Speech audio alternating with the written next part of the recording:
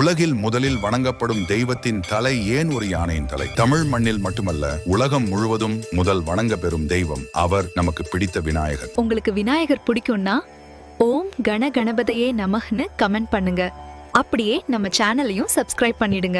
அவர் எப்படி ஆணை முகத்தை பெற்றார்? ஒரு முறை பார்வதி தேவி தன் குளிப்புக்கு முன்னர் உடலில் சந்தனம் மற்றும் மஞ்சள் கலந்த கலவையால் அழகான பிள்ளையை உருவாக்கினாள். நான் குளித்து வரும் வரை யாரையும் உள்ளே அனுமதிக்காதே என்ற கட்டளை தந்தாள். அப்போது வந்த சிவபெருமான் பிள்ளை தன் தாயின் கட்டளையை மீறாமல் துணிச்சலுடன் தடந்தான். நான் உன் தந்தை என்ற சிவனின் கூப்பிடலும் பிள்ளையின் அச்சமும் இடையே பெரிய போர் மூண்டது. இறுதியில் சிவபெருமான் தனது திரிசூலத்தால் பிள்ளையின் தலையை வெட்டி எறிந்தார். துயரப்பட்ட பார்வதி தேவி கோபத்திலும் மகனை இழந்த வருத்தத்தில் பிரபஞ்சத்தை அழிக்க முயன்றாள். சிவன் தன் தவறை உணர்ந்து வடதிசையில் முதல் காணும் விலங்கின் தலையை வெட்டி கொண்டு வந்து வெட்டப்பட்ட பிள்ளையின் உடலில் பொருத்தினார். இனி நீயே அனைத்து கணங்களுக்கும் அதிபதி, எல்லா சடங்குகளிலும் உனக்கே முதல் மரியாதை, தடை நீக்கும் கடவுள் நீயே என்று சிவன் கூறினார். இப்போதே விநாயகர் ஞான தலையுடன் முதல் வணக்கத்துக்கு உரியவரானார். இதனை வரலாறு இப்படியும் சொல்லுது: கஜமுகாசுரனை அழிப்பதற்காகவும் யானை முகம் கொண்டார். இதை அடுத்த பதிவில் பார்க்கலாம்.